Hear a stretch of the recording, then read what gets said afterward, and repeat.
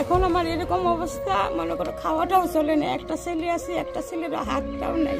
সময় কার কখন বদলে যায় তা বলা মুশকিল। ঠিক একই রকম এক অসহায় পরিবারের দুঃখের কথা আপনাদের তুলে ধরছি। ফুলবাড়ি 2 গ্রাম পঞ্চায়েতের পশ্চিম ধনতলা এলাকার মুখার্জি পরিবার। দিন আনে দিন খাওয়া এই মুখার্জি পরিবার একসময় স্বামী স্ত্রী সহ 3 ছেলে ও মেয়ে নিয়ে দিব্যি কোনো রকমে সংসার চলছিল। এরপর হঠাৎ যেন নেমে আসে কালবৈশাখী ঝড়। আগে আমার স্বামীটা মারা গেল, তারপরে বড় ছেলে ক্যানেলে মারা গেল, তারপরে মেজো ছেলেটাও ফাঁসি দিয়ে মারা গেল। আমার এখন, আগে তো আমার অবস্থা খুব ভালো ছিল।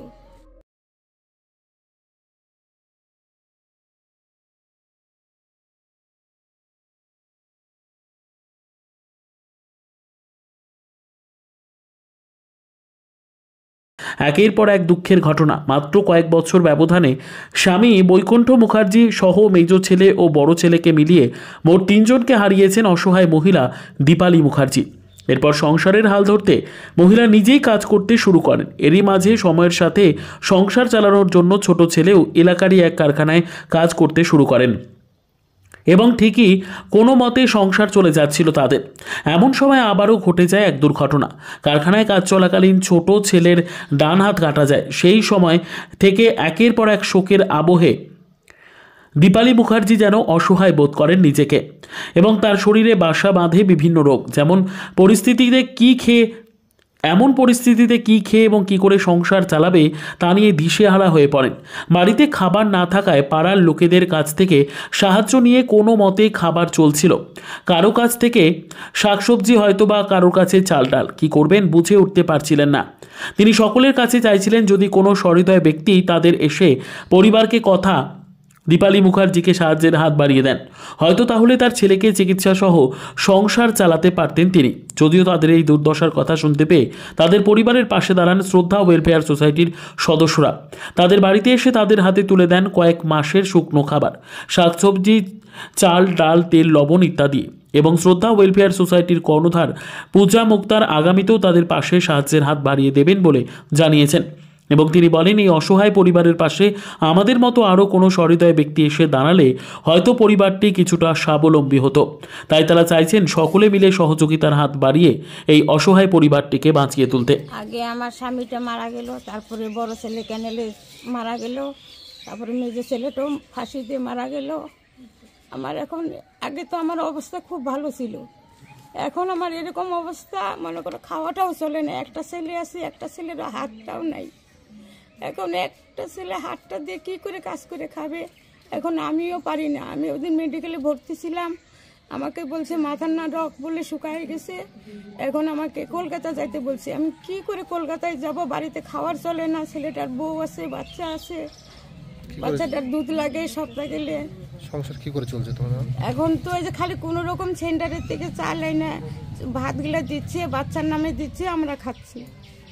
এরকম ভাবে চলতেছে। রেশনের থেকে চাল দিচ্ছে, ওগুলি আতপ চালগুলো খাচ্ছি। ছেলে কাজ করতে পারে না? না, ছেলে কাজ করতে পারে না। ছেলের কি হয়েছিল? ছেলের অ্যাক্সিডেন্ট হয়েছে, কোম্পানিতে কাজ করতে যে হাতটা কাটা গেছে। এখন কি সমস্যা হচ্ছে তোমাদের সংসারে?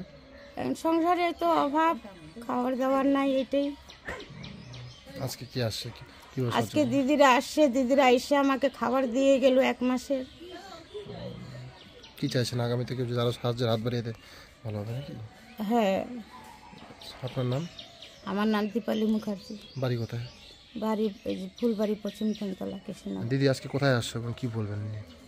আজকে আমি ফুলবাড়ি পশ্চিম ধনতলা কৃষ্ণনগর কলোনিতে আসছি। এর আগেও আমি এখানে এসেছি, কিন্তু এখানে এসে একটা খুব দুঃখের বিষয় যে দীপালি দি যে আছে উনি হাজব্যান্ড থাকতে তো উনি পরিবার খুবই ভালো ছিল, কিন্তু এখন দিন যাওয়ার পরে, হাজব্যান্ড মরার পরে উনি 3 ছেলে ছিল। 3 ছেলের মধ্যে এক ছেলে তো জলে ডুবে এরকম অবস্থা মারা গেছে।